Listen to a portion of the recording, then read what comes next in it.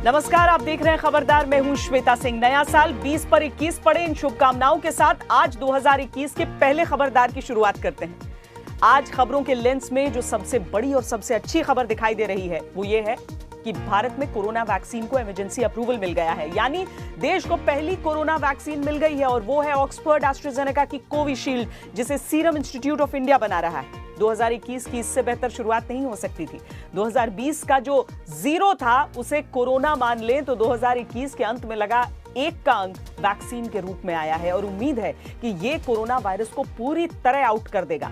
आज हम साल के पहले दिन इस शुभ समाचार का सुपर विश्लेषण करेंगे। आपको बताएंगे कि ऑक्सफोर्ड एस्ट्राजेनेका की कोविशील्ड को मंजूरी कैसे मिली, भारत को विदेशी वैक्सीन में से कोविशील्ड ही क्यों सूट करती है और आप तक ये वैक्सीन पहुंचेगी कैसे, इसकी कीमत क्या होगी, क्या ये लोकल केमिस्ट पर मिलने लगेगी। सारे सवालों का जवाब आपको विस्तार से देंगे।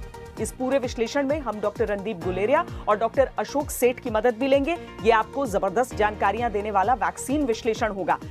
कल का दिन भी वैक्सीन वाली एक और अच्छी खबर लेकर आएगा। कल से भारत में वैक्सीन का रिहर्सल शुरू हो रहा है। ये दुनिया के सबसे बड़े टीकाकरण अभियान की सबसे बड़ी तैयारी है। हर राज्य की राजधानी में रिहर्सल के लिए कम से कम 3 पॉइंट्स होंगे। वैक्सीन के इस ड्राई रन में क्या होगा आपको बताएंगे। कोई भी अपडेट आपसे छूटेगा नहीं। तो आज के सुपर विश्लेषण की शुरुआत करते हैं, जिसका देश को था बेसब्री से इंतजार। वो खुशखबरी आज शाम को आ गई। पुणे के सीरम इंस्टीट्यूट में तैयार ऑक्सफोर्ड की वैक्सीन को देश में इमरजेंसी इस्तेमाल की इजाजत मिल गई है। इसका नाम है कोविशील्ड, यानी कोविशील्ड अब भारत में कोरोना वायरस के खिलाफ कवच यानी शील्ड बनेगी। आज देश में कोरोना वैक्सीन को मंजूरी देने को लेकर drugs controller general of India यानी डीसीजीआई के सब्जेक्ट एक्सपर्ट्स पैनल ने अपनी सिफारिशें केंद्र सरकार को सौंपी हैं। पैनल ने सीरम इंस्टीट्यूट ऑफ इंडिया की कोविशील्ड को सशर्त मंजूरी देने की सिफारिश की है, जिसके बाद अब डीसीजीआई के से कोविशील्ड को जल्द अप्रूवल मिलने की उम्मीद है। अब तक सीरम इंस्टीट्यूट, भारत बायोटेक और फाइजर ने देश में इमरजेंसी इस्तेमाल की मंजूरी के लिए आवेदन दिया था, जिनको मंजूरी देने को लेकर अभी किसी अंतिम फैसले की जानकारी सामने नहीं आई है। भारत बायोटेक ने स्वदेशी कोवैक्सीन तैयार की है। इसे भी अप्रूवल मिला या नहीं, इसकी अभी पुष्टि नहीं हुई है, लेकिन यह तय हो गया है कि कोविशील्ड लोगों को लगाई जाएगी। सीरम इंस्टीट्यूट की जिस कोविशील्ड को सबसे पहले मंजूरी मिली है उसे ब्रिटेन की ऑक्सफोर्ड यूनिवर्सिटी और एस्ट्राजेनेका कंपनी ने डेवलप किया है। कोविशील्ड के फेज 3 ट्रायल में यह वैक्सीन 70.4% तक कारगर रही है। हालांकि सीरम इंस्टीट्यूट का दावा है कि डोज की मात्रा बदलने पर वैक्सीन 90% तक असर दिखाती है। जानकारी के अनुसार कोविशील्ड के ट्रायल भारत के अलावा ब्रिटेन और ब्राजील समेत कई देशों में हो चुके हैं। अब तक इस वैक्सीन का कोई भी गंभीर साइड इफेक्ट सामने नहीं आया। कोविशील्ड को मंजूरी मिलने की एक बड़ी वजह यह भी है कि इसे 2 से 8 डिग्री तापमान पर स्टोर किया जा सकता है। भारत में अधिकतर वैक्सीन इसी तापमान पर रखी जाती है। कोविशील्ड वैक्सीन को ब्रिटेन पहले ही मंजूरी दे चुका है और इसकी 10 करोड़ डोज का ऑर्डर भी दे चुका है। इमरजेंसी इस्तेमाल की मंजूरी देने के बाद अभी डीसीजीआई को अंतिम फैसले पर मुहर लगानी है, जिसके बाद जल्द ही केंद्र सरकार की तरफ से वैक्सीनेशन प्रोग्राम की तारीख का ऐलान किया जा सकता है। हमारे साथ हमारी सहयोगी ऐश्वर्या पालीवाल इस समय जुड़ रही हैं। ऐश्वर्या, ड्राई रन्स की शुरुआत कल से। ड्राई रन्स कितनी जगहों पर, दिल्ली ही अगर हम सिर्फ देख लें तो यहां पर कितनी हो रही है और ड्राई रन में होगा क्या, कब से शुरू और कितने बजे तक खत्म?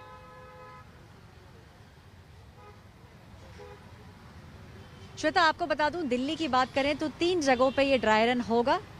गुरु तेज बहादुर अस्पताल जो दिलशाद गार्डन में है, वहां पे सुबह 8 बजे से ये ड्राई रन चालू हो जाएगा। एक वेंकटेश्वरा अस्पताल है द्वारका में और एक डिस्पेंसरी है दरियागंज में। तीनों ही जगह कल सुबह 8 बजे से कल शाम 4 बजे तक ये ड्राई रन किया जाएगा। ये ड्राई रन बहुत ही महत्वपूर्ण है। इस ड्राई रन से ये मालूम चलेगा कि कमजोर कड़ी कौन सी है। वैक्सीनेशन लगाने में दिक्कत है, लोगों को बुलाने में दिक्कत आ रही है, ट्रांसपोर्टेशन में दिक्कत है। ये सभी चीज़ों को कल प्रशासन बहुत गहराई से देखेगा और इसके बेसिस के ऊपर एक रिपोर्ट दी जाएगी जो केंद्र सरकार तक पहुंचाई जाएगी। इसी ड्राई रन के बेसिस पे ये दिल्ली में ही नहीं हो रहा है, कल देश भर में ये ड्राई रन होगा। सारे ही राज्यों से इसकी एक रिपोर्ट दी जाएगी और उसके बेसिस के ऊपर केंद्र सरकार आगे की कार्रवाई फिर चालू करेगी। ये इसलिए हो रहा है ताकि देखा जा सके कि 130 करोड़ की आबादी वाले देश के अंदर ये वैक्सीनेशन ड्राइव किस तरीके से किया जाएगा। श्वेता, बहुत शुक्रिया ऐश्वर्या पालीवाल इस पूरी बातचीत के लिए। मिलन शर्मा हमारे साथ इस समय जुड़ गई है, मेरी सहयोगी। मिलन, अभी तक जो अप्रूवल मिला है, जो कोविशील्ड को अप्रूवल दिया गया है, हालांकि और भी कई सारे आवेदन थे लेकिन उनमें से इसे चुना गया है। अव्वल तो ये कि क्या बाकी दोनों के बारे में अभी फैसला पेंडिंग है और वो भी जल्द आ सकता है।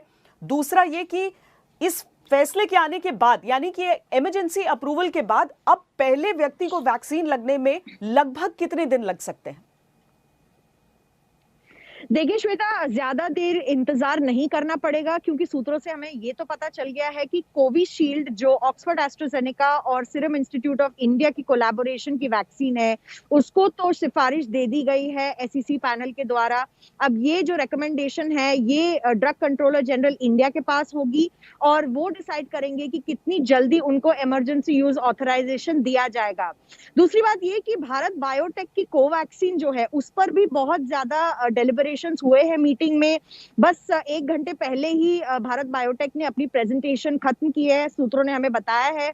और इससे ये पता चलता है कि एक तरफ जहां ड्राई रन शुरू होने जा रहे हैं, भारत सरकार इस वक्त बहुत ही तेजी से चाहती है कि कोई वैक्सीन सामने आ जाए, जिसके लिए अभी इतने दिनों से, महीनों से भर इंतजार चल रहा है।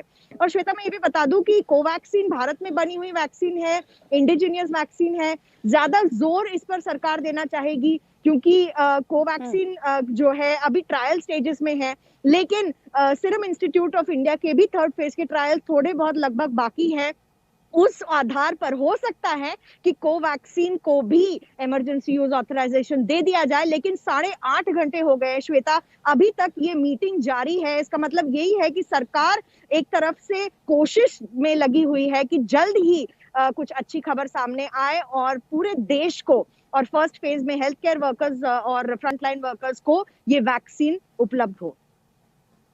बहुत शुक्रिया मिलन शर्मा, क्योंकि भारत की आबादी को देखते हुए संख्या भी उतनी ही जरूरी है, सुरक्षा भी उतनी ही जरूरी है और इसीलिए लंबा समय अभी फैसले में लग रहा है। लेकिन हम उस मीटिंग पर भी नजर बनाए हुए हैं। लेकिन नए साल की इससे ज्यादा शुभ शुरुआत और क्या हो सकती थी कि देश को न्यू ईयर गिफ्ट के तौर पर कोरोना की वैक्सीन मिल गई। अब हम आपको कोविशील्ड के बारे में उन सारे सवालों के जवाब देंगे जो किसी के मन में उठ सकते हैं।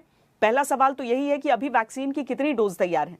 सीरम इंस्टीट्यूट का दावा है कि उसके पास 5 करोड़ डोज तैयार हैं। जून तक 30 करोड़ डोज तैयार कर ली जाएंगी। आप ये भी जानना चाहते होंगे कि क्या ये वैक्सीन कोरोना के नए स्ट्रेन पर काम करेगी। वैज्ञानिकों का कहना है कि वायरस स्ट्रेन में हल्का बदलाव हुआ है, जिस पर वैक्सीन पूरी तरह प्रभावी रहेगी। तीसरा सवाल यह है कि वैक्सीन कितने डोज की होगी। सीरम इंस्टीट्यूट के अनुसार वैक्सीन 2 डोज की होगी। दोनों डोज में करीब 2 महीने का अंतर रखना होगा। एक अहम सवाल यह भी है कि क्या वैक्सीन का कोई साइड इफेक्ट होगा। सीरम इंस्टीट्यूट के अनुसार जिन लोगों को ट्रायल के दौरान वैक्सीन दी गई, उनमें से कुछ ने सरदर्द और हल्का बुखार होने की बात कही, लेकिन यह कोई बड़ा साइड इफेक्ट नहीं है। सीरम वैक्सीन की कीमत कितनी होगी?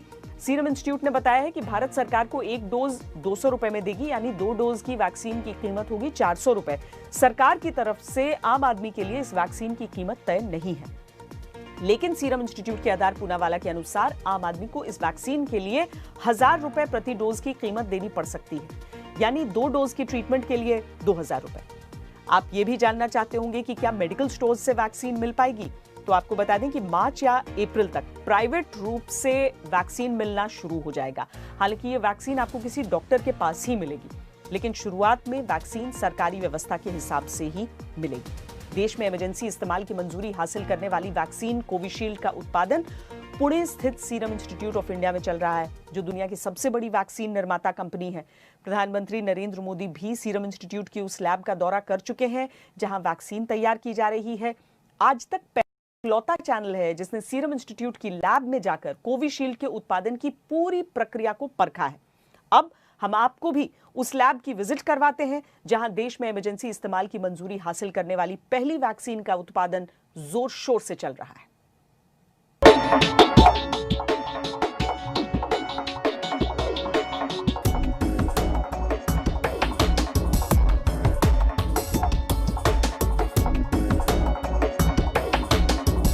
स्वागत है। इस वक्त हम लोग पुणे के सीरम इंस्टीट्यूट में हैं और मेरे हाथ में है वो वैक्सीन जिसका इस वक्त पूरा देश इंतजार कर रहा है। और मेरे साथ इस वक्त हैं आदर पूनावाला, सीरम इंस्टीट्यूट के मालिक, और इस वक्त भारत का सबसे बड़ा वैक्सीन प्रोग्राम के लिए वैक्सीन बनाने का काम इन्हीं के जिम्मे है। आदर, स्वागत है आपका आज तक के इस खास कार्यक्रम में।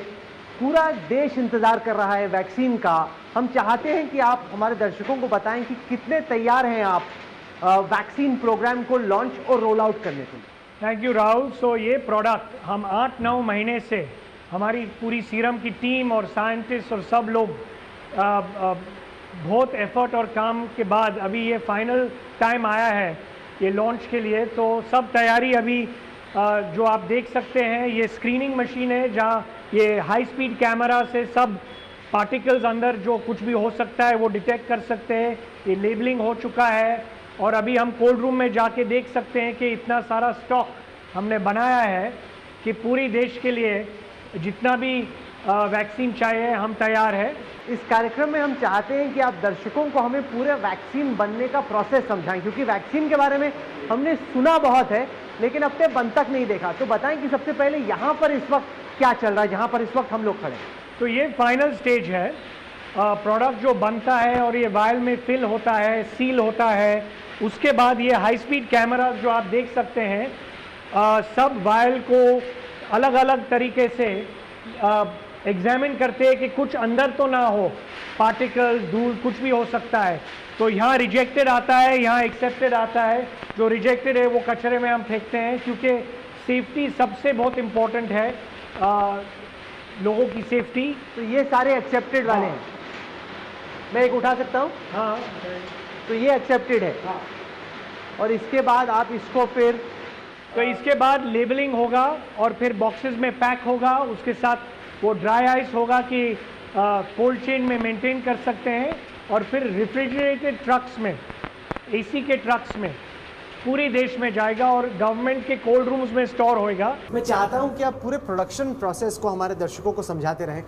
ये बताएं, जहां पर इस वक्त हम लोग खड़े हैं, यहाँ पर आपके जो प्रोफेशनल्स हैं वो क्या कर रहे हैं? तो अभी ये साइंटिस्ट है यहाँ, ये फिलिंग लाइन मॉनिटर कर रहे हैं। ये लाइन पे 5000 डोज कोविड वैक्सीन के हर मिनट में फिल होते हैं और ये ग्लास वायल में जाते हैं जहाँ आपने वो स्क्रीनिंग देखा था और लेबलिंग देखा था।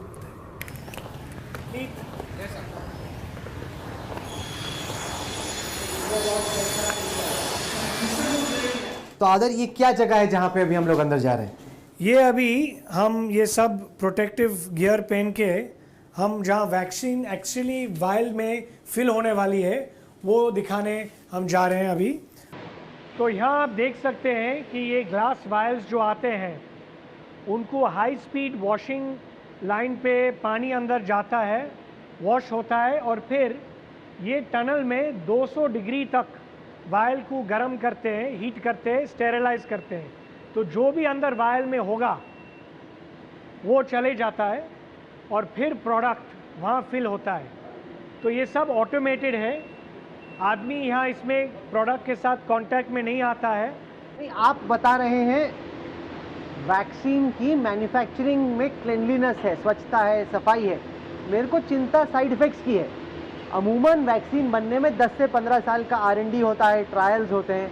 ये तो साल भर के अंदर वायरस आया, लोगों ने उसको डिकोड किया जीनोम को और फिर वैक्सीन भी बना दी, अब रोल आउट भी हो रहा है। ये जो जल्दबाजी में काम हुआ है वो कितना सेफ है?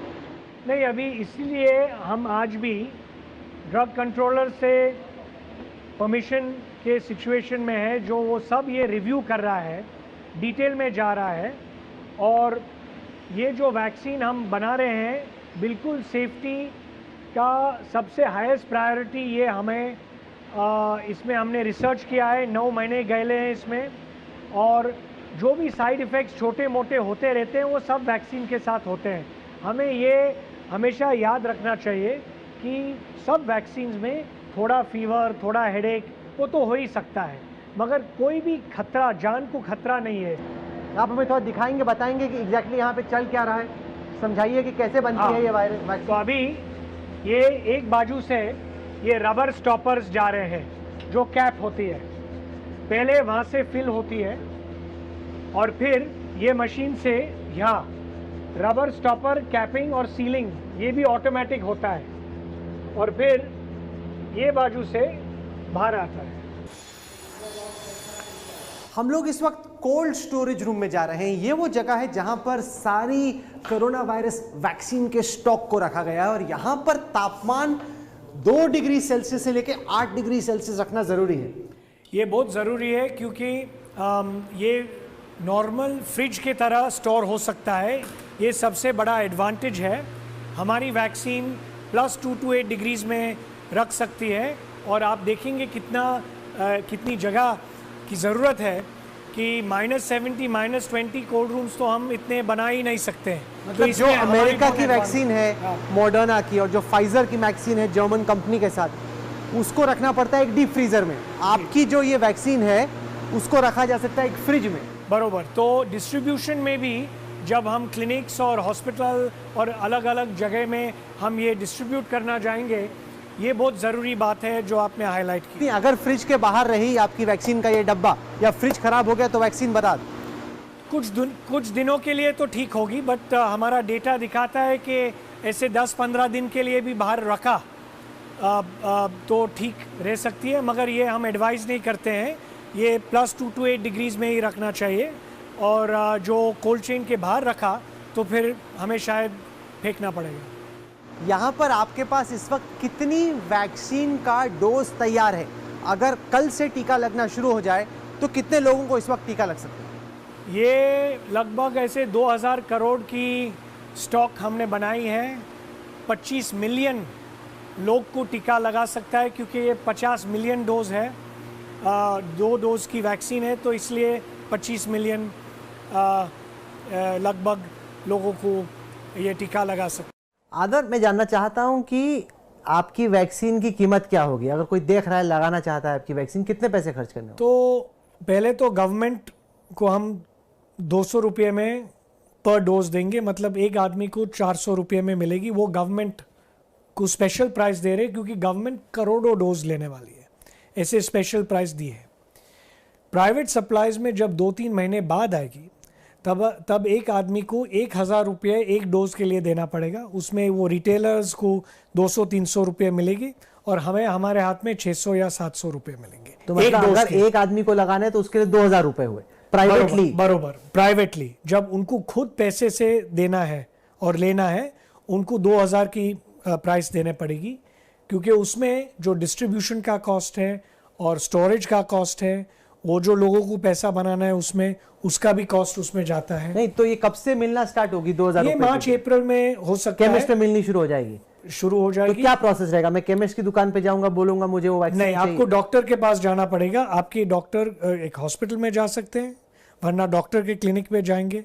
डॉक्टर के पास स्टॉक भी होगा, केमिस्ट के पास स्टॉक भी होगा, मगर ये प्रोडक्ट है कि सिर्फ एक डॉक्टर आपको दे सकता है। आपकी मेडिकल कंडीशन चेक करने के बाद ऐसे ही लगवा नहीं सकते, तो आपको सिर्फ डॉक्टर के पास या हॉस्पिटल के पास जाके ये लेनी पड़ेगी।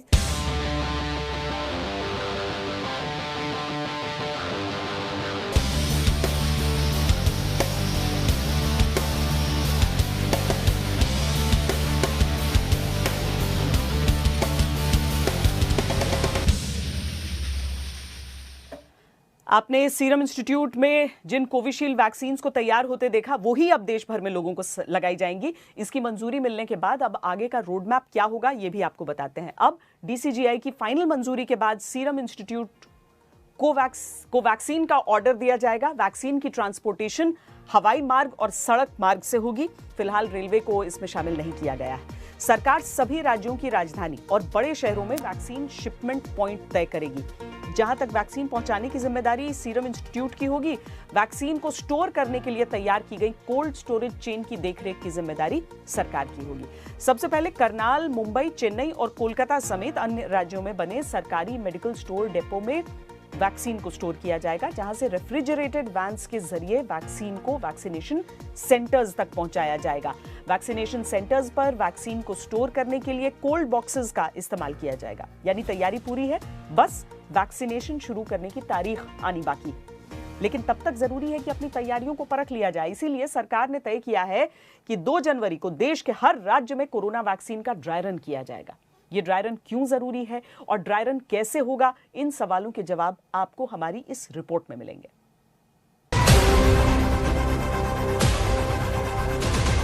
भारत में बनी वैक्सीन हर जरूरी वर्ग तक पहुंचे, इसके लिए कोशिशें अंतिम चरणों में है। दुनिया का सबसे बड़ा टीकाकरण अभियान चलाने के लिए भारत की तैयारियां जोरों पर हैं। टीमें तैयार हैं, इंफ्रास्ट्रक्चर तैयार है, पूरा देश तैयार है और वैक्सीन भी तैयार है। वैक्सीन को मंजूरी मिल गई है, लेकिन दुनिया का सबसे बड़ा वैक्सीनेशन प्रोग्राम शुरू हो उससे पहले एक प्रैक्टिस सेशन जरूरी है। इसीलिए वैक्सीनेशन के राष्ट्रव्यापी फुल ड्रेस रिहर्सल का दिन तय हुआ है 2 जनवरी।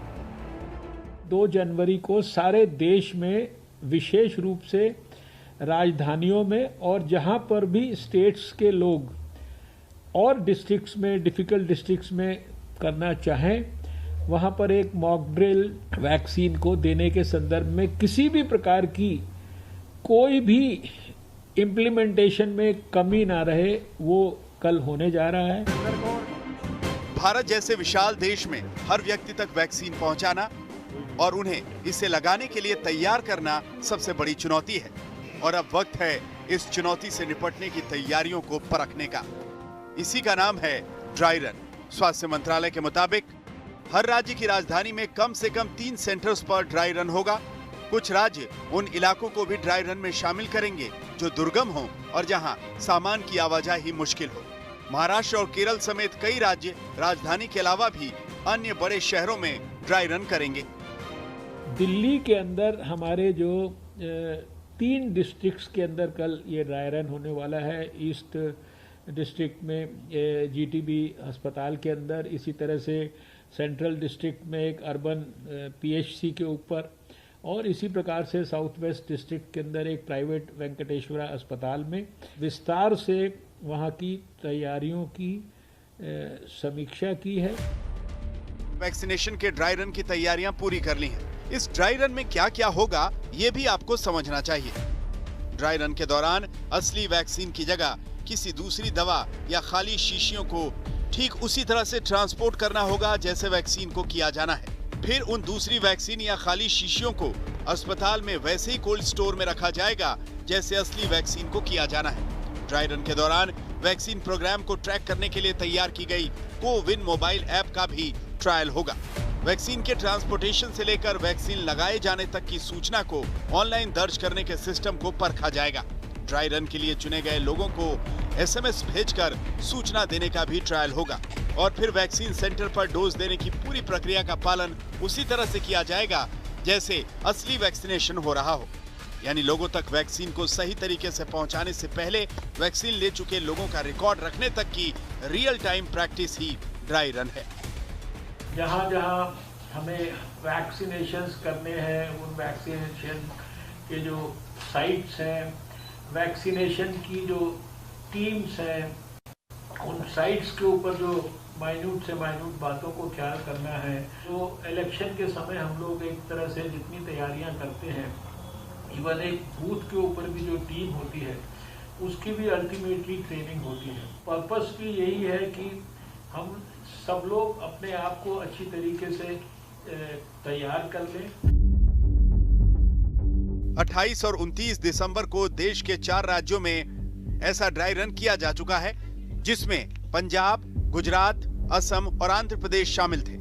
चारों राज्यों में ड्राई रन को लेकर अच्छे रिजल्ट सामने आए थे। अब पूरे देश में 2 जनवरी को एक साथ ड्राई रन होगा और फिर शुरू होगा दुनिया का सबसे बड़ा वैक्सीनेशन प्रोग्राम। वैक्सीन फाइनल हो चुकी है, डेट अब बस आने ही वाली है। गांधीनगर से गोपी गांगर और चंडीगढ़ से मंजीत सहगल के साथ आज तक ब्यूरो। ऑक्सफोर्ड और एस्ट्राजेनेका की वैक्सीन दुनिया के लो और मिडिल इनकम वाले देशों की सबसे बड़ी उम्मीद है। इस वैक्सीन के करीब 100 करोड़ डोज की सप्लाई कम आय वाले देशों में होनी है। साल भर में इस वैक्सीन के 300 करोड़ डोजेस की इंटरनेशनल सप्लाई होगी। ये वैक्सीन 2 बातों में बाकी वैक्सीन से अलग है। पहली बड़ी बात, इस वैक्सीन की कीमत कम है। इसका एक डोज अनुमानित तौर पर $3 से कम कीमत का है, जबकि अमेरिका की फाइजर और मॉडर्ना कम से कम 6 गुना ज्यादा कीमत वसूल रही हैं। दूसरी बड़ी बात, इस वैक्सीन को आसानी से स्टोर किया जा सकता है। इसमें ज्यादा तामझाम नहीं है। इसे आसानी से एक फ्रिज में रखा जा सकता है। फाइजर और मॉडर्ना की वैक्सीन की तरह इसे 0 से नीचे तापमान में रखना जरूरी नहीं। इस वैक्सीन की डिमांड इसीलिए है क्योंकि इसे कम आय वाले देश भी अफोर्ड कर सकते हैं और कोई ज्यादा संसाधन लगाए बिना और ज्यादा पैसा खर्च किए बिना इसे आम लोगों तक पहुंचा सकता है। ऐसा नहीं है कि ऑक्सफोर्ड की वैक्सीन सस्ती है तो वो दूसरी वैक्सीन के मुकाबले अच्छा काम नहीं करेगी। ऑक्सफोर्ड वैक्सीन की ओवरऑल एफिकेसी 70% है, यानी वैक्सीन 70% तक प्रभावी है। इसके मुकाबले फाइजर का दावा है कि उसकी वैक्सीन 95% तक प्रभावी है। मॉडर्ना का दावा है कि उसकी वैक्सीन 94% तक प्रभावी है। लेकिन जानकारों का मानना है कि कोई भी वैक्सीन अगर 50% से अधिक प्रभावी है तो उसे कारगर माना जा सकता है।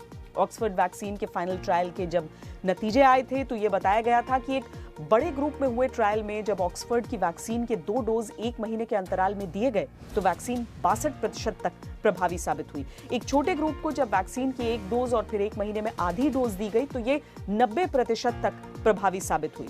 हालांकि अब तक इसका कारण नहीं पता चला है कि कम डोज देने पर वैक्सीन ज्यादा प्रभावी क्यों है।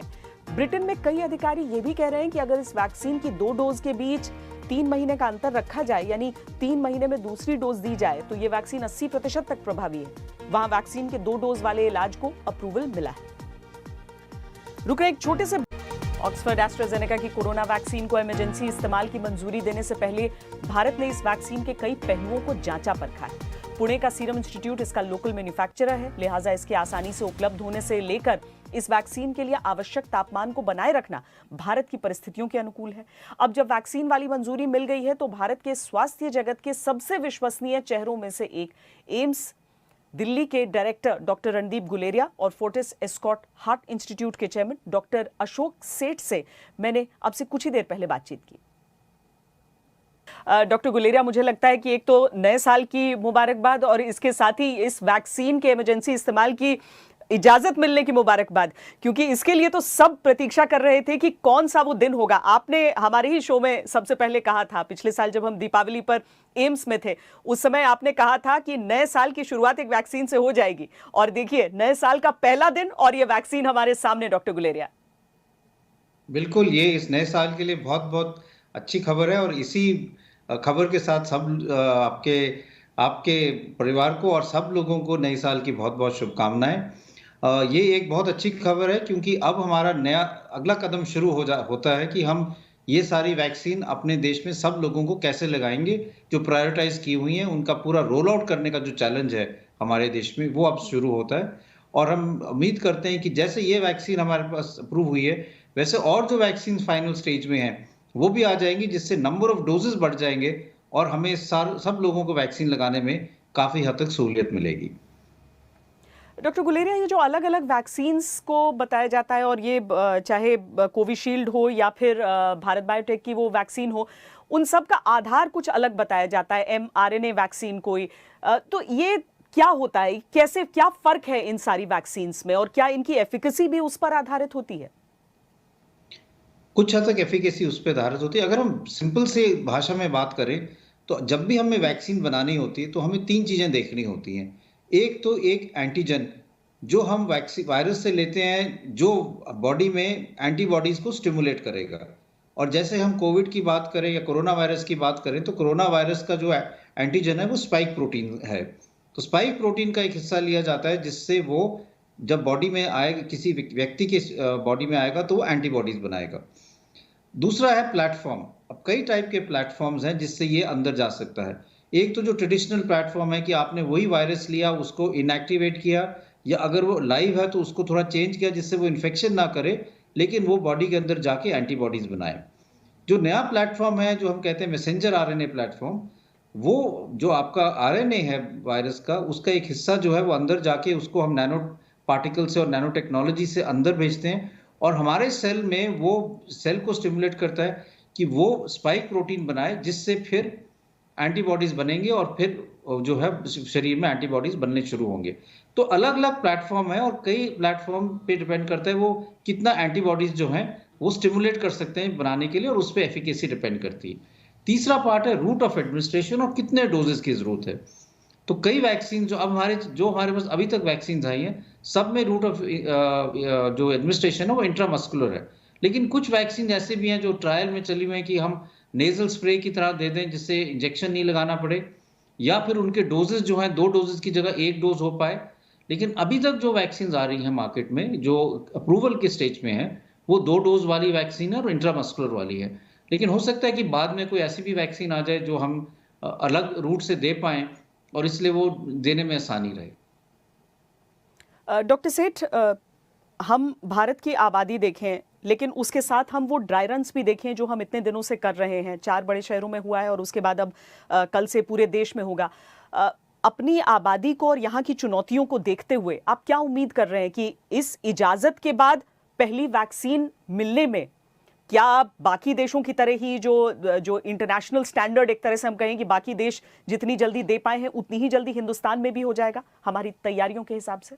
सो ये ज़रूर बताना चाहूँगा कि हमारे पास कुछ एडवांटेजेस हैं जो दूसरे देशों में नहीं थे। फॉर एग्जांपल, ये जो वैक्सीन हमने इम्प्रूव की, इसके लॉजिस्टिक्स सिंपलर है। ये वैक्सीन हिंदुस्तान में ही बन रही है। अप्रॉक्सीमेटली 50 मिलियन डोजेस तो ऑलरेडी अवेलेबल हैं, हमें कहीं बाहर से मंगानी नहीं पड़ रही। और ये स्टोरेज भी इसकी 2 से 8 डिग्री जो नॉर्मल फ्रिज टेम्परेचर में स्टोर होती हैं, तो इसलिए ट्रांसफ़र और इम्प्लीमेंटेशन आसान है। दूसरी बात यह है कि हिंदुस्तान में वैक्सीनेशन प्रोग्राम्स बहुत ही स्ट्रॉन्ग, परहैप्स वर्ल्ड के सबसे स्ट्रॉन्गेस्ट प्रोग्राम्स रहे हैं। चाहे लोग कहें कि वो बच्चों में थे, माओ में थे, बट फिर भी ये इतने स्ट्रॉन्ग प्रोग्राम्स हैं कि ये आउटरीच इनकी right up to the villages है। तीसरी बात समझने की ये भी है कि गवर्नमेंट पिछले कुछ हफ्तों से, इनफैक्ट आई वुड से महीनों से, इसी का प्रोग्राम और दृढ़ कर रही थी और इसको सपोर्ट कर रही थी और इसको फाइन ट्यून कर रही थी। और आपने इसलिए सुना कि ड्राई रन्स आज से नहीं, कुछ हफ्तों से पहले से ही हो रहे थे। तो I think the country is prepared. वाकई डॉक्टर गुलेरिया, हालांकि बड़ा दिलचस्प है कि दुनिया के कई देश जब कोरोना का आउटब्रेक हुआ था तो भारत को बहुत सारी सलाह दिया करते थे, लेकिन भारत ने उन सभी से बेहतर मैनेज किया है कोरोना की इस सिचुएशन को। आज वैक्सीन की दहलीज पर जब हम खड़े हैं तो हम देखते हैं कि जो बड़े बड़े देश हैं, जो रईस देश हैं, वहां पर जो समृद्ध लोग हैं उन तक तो वैक्सीन पहुंच रही है, लेकिन जब भारत की बात होगी तो बात बिल्कुल अलग हो जाएगी। इसीलिए इसकी प्राइसिंग भी उस तरीके की रखी गई है और इसीलिए कोशिश अभी सरकार की तरफ से जो की जा रही है ताकि हर उस व्यक्ति तक पहुंचे जिसे जरूरत हो, वैसे व्यक्तियों तक नहीं जो अफोर्ड कर सकते हो, सब तक पहुंचे, चाहे आप अफोर्ड कर सकते हैं चाहे नहीं कर सकते हैं। और भारत की जो सफलता है, मुझे लगता है कि इस पैमाने पर डॉक्टर गुलेरिया, चूंकि दुनिया में कहीं वैक्सीनेशन नहीं हो रही है, भारत की सफलता पूरी दुनिया के लिए एक मिसाल बनेगी। बिल्कुल, मेरा यह मानना है कि भारत की जो वैक्सीन है जो हम यूज करेंगे वो एक दुनिया के लिए पूरा एग्जाम्पल बनेगी। और क्योंकि अगर हम ये देखें, मेजॉरिटी ऑफ जो कंट्रीज हैं उनमें जो वैक्सीन की अवेलेबिलिटी के लिए जो प्लेटफॉर्म्स हैं या देने का जो मैकेनिज्म है वो हमारे कंट्री में और हमारी वैक्सीन डिलीवरी सिस्टम के साथ मिलता जुलता है। अगर हम किसी वैक्सीन की बात करें तो हम उसमें 4 चीज़ें देखना चाहते हैं। एक तो सेफ्टी, बहुत ज़रूरी है कि वैक्सीन सबसे सेफ हो, किसी को साइड इफ़ेक्ट्स ना हो। दूसरा, जैसे हमने कहा, एफिकेसी। तीसरा, फीजिबिलिटी। और हमें पता है कि जो फाइजर की वैक्सीन है उसको -70 डिग्री सेंटीग्रेड पे रखने की ज़रूरत है। उसको जब हम उसको वहाँ से निकालते हैं तो कुछ घंटे ही उसको हम बाहर रख सकते हैं, नहीं तो वो ख़राब हो जाएगी। ये ज़्यादातर देशों में पॉसिबल नहीं है कि हम एक -70 की कोल्ड चेन रखें और जहाँ पे वैक्सीन दे रहे हैं वहाँ -70 का फ्रिज हो या स्टोरेज कर पाएँ। ये वाली जो वैक्सीन है, चाहे हम सीरम इंस्टीट्यूट की बात करें या भारत बायोटेक की बात करें, वो 2 से 8 डिग्री टेम्परेचर के लिए। और चौथी चीज़ ये है कि कॉस्ट इफेक्टिव होनी चाहिए। चारों अगर हम पार्ट्स देखें तो जो भारत में वैक्सीन बन रही हैं, चाहे सीरम इंस्टीट्यूट की हो चाहे वो भारत बायोटेक की हो, ये चारों इस पॉइंट्स में बिल्कुल आगे निकलती हैं। और इसलिए मेरा ये मानना है कि जो ग्लोबल प्लेटफॉर्म है उसमें हमारी ही वैक्सीन कामयाब होगी। और अगर हम ये कहें कि भारत एक और लोगों को ये दिखा पाएगा कि हम कैसे वैक्सीनेशन प्रोग्राम करते हैं, कैसे ये वैक्सीन जो है ये हर एक, चाहे अफ्रीका के कोई देश हो या साउथ ईस्ट एशिया के कोई देश हो, सब जगह पे हम ये वैक्सीन जो है डिलीवर कर सकते हैं। तो एक global platform point of view से ये एक बहुत बड़ा मैसेज जाएगा। और ये हमारे एक कमिटमेंट भी है कि ये वैक्सीन जो है हम अपने लिए ही नहीं लेकिन और जो हमारे देश हैं जिनको इसकी ज़रूरत है उनको भी देंगे। क्योंकि अगर हमें पैंडेमिक से जीतना है तो ये एक देश की जीत नहीं होनी चाहिए, सारे ग्लोबल नंबर्स कम होने चाहिए। क्योंकि जैसे हमने देखा, एक वेरिएंट स्ट्रेन यूके से शुरू होके सारी दुनिया में फैल सकता है। इसीलिए कोविड भी एक जगह से अगर कंट्रोल नहीं होगा तो दूसरी जगह पहुंच सकता है। इसलिए अगर पैंडेमिक को कम करना है, पैंडेमिक पे कंट्रोल पाना है, तो ग्लोबल वैक्सीनेशन की जरूरत है, वैक्सीन नेशनलिज्म की कोई जरूरत नहीं है। डॉक्टर सेठ, इमरजेंसी इस्तेमाल जैसे शब्द को सुनकर कई लोगों के मन में डर भी होता है कि हमें तो कोई इमरजेंसी नहीं है, फिर हम क्यों इसका इस्तेमाल करें, या फिर लोगों के मन में और भी चीज़ें वैक्सीन को लेकर आती हैं। कैसे आप एक्सप्लेन करेंगे इन लोगों को कि इमरजेंसी इस्तेमाल क्यों सारे लोगों के लिए ज़रूरी है? ये इमरजेंसी इस्तेमाल नहीं है, इमरजेंसी ऑथराइजेशन है। जब इमरजेंसी यूज ऑथराइजेशन होती है तो पैंडेमिक्स में होती है, डिजास्टर्स में होती है, जिसमें कहते हैं कि कोई भी चीज़ जो कि हमें लगता है सेफ है और इफेक्टिव है, कोई भी ऐसी ड्रग हो, कोई भी ऐसी रिपर्पस्ड आर्टिकल हो, कोई भी इन्वेंशन हो जो पब्लिक को बचा सकती है, जो लाइव्स बचा सकती है, उनको फास्ट ट्रैक करना ज़रूरी हो गया। और ये वर्ल्ड में हर कंट्री में इमरजेंसी यूज ऑथराइजेशन का एक कॉन्स्टिट्यूशनल एंड लीगल क्लॉज है।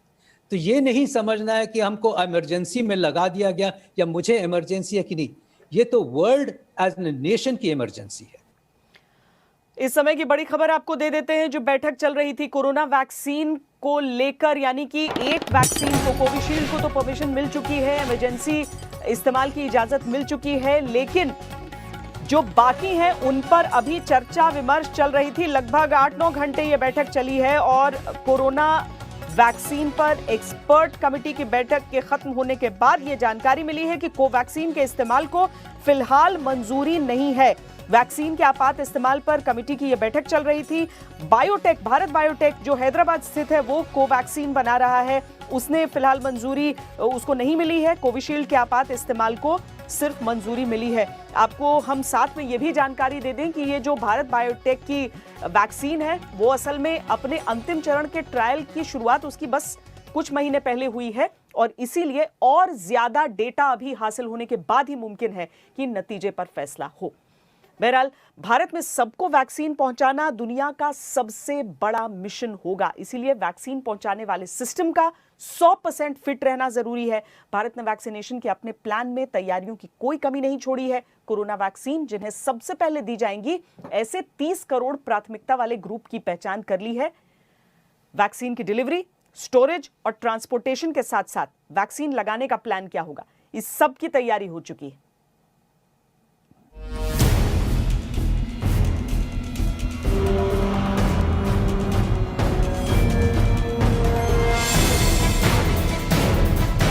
एक 135 करोड़ का देश जिसने अब तक सोशल वैक्सीन के सहारे कोरोना से लड़ाई लड़ी है, उसे अब असल वैक्सीन मिल गई है। लेकिन वैक्सीन की मंजूरी मिलना एक बात है और इतनी बड़ी आबादी तक वैक्सीन का पहुंचना बड़ी बात है। लिहाजा भारत ने एक प्लान तैयार किया है, कोरोना वैक्सीन के रोल आउट का प्लान। पहले चरण में करीब 1 करोड़ हेल्थ वर्कर्स को वैक्सीन दी जाएगी, साथ ही 2 करोड़ फ्रंटलाइन वर्कर्स को वैक्सीन दी जाएगी। इसके अलावा 27 करोड़ सीनियर सिटीजन और बीमार व्यक्तियों को वैक्सीन मिलेगी। यानी अभी तुरंत 30 करोड़ लोगों को टीका लगाने का प्लान तैयार है। अच्छी बात यह है कि भारत के पास टीकाकरण के लिए सबसे बड़ा नेटवर्क है। भारत में वैक्सीन अभियान के लिए एक विशेष सॉफ्टवेयर तैयार किया गया है जो हर किसी को वैक्सीन पहुंचाने पर ट्रैकिंग करेगा। वैक्सीनेशन के लिए सही समय पर सटीक और सही जानकारी इस सॉफ्टवेयर से मिलेगी। भारत ने एक विशेष सॉफ्टवेयर भी बनाया है, कोविन, जिसमें कोरोना वैक्सीन के लाभार्थी वैक्सीन के उपलब्ध स्टॉक और स्टोरेज से जुड़ी रियल टाइम इंफॉर्मेशन रहेगी।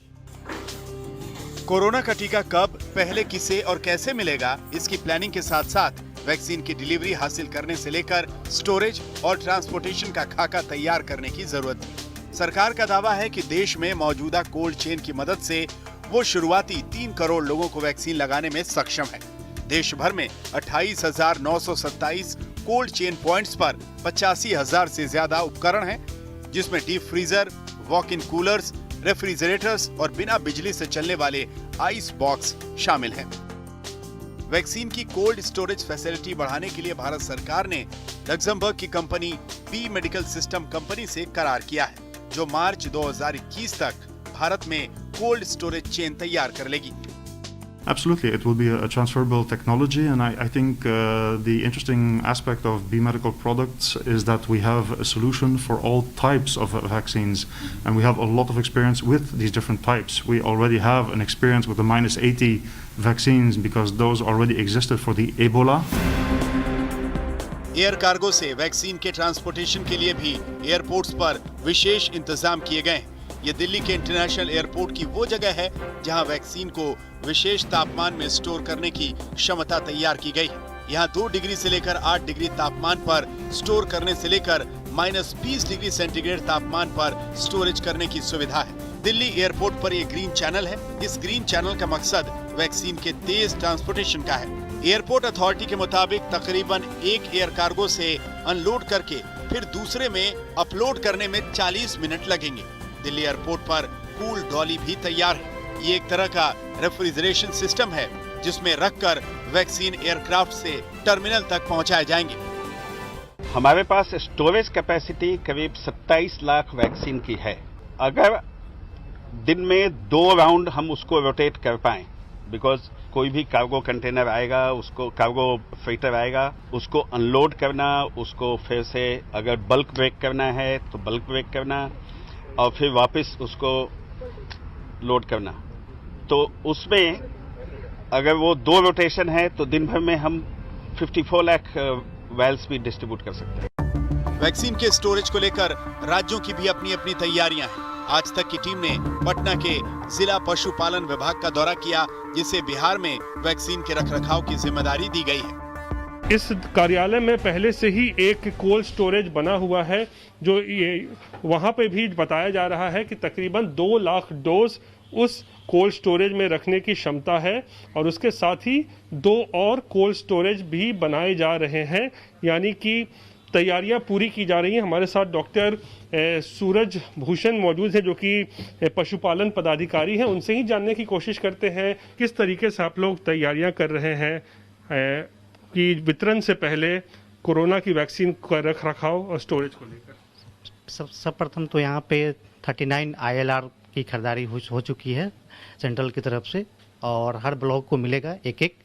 जो ब्लॉक बड़ा है वहाँ 2 मिलेंगे, और एक ILR में स्टोरेज की कैपेसिटी 10,000 है, और इस हिसाब से हम लोग, और एक कोल्ड रूम है, अभी एक कोल्ड रूम एस्टेब्लिश्ड हो चुका है, और 2 रूम और जल्द से जल्द एस्टेब्लिश्ड हो जाएगा।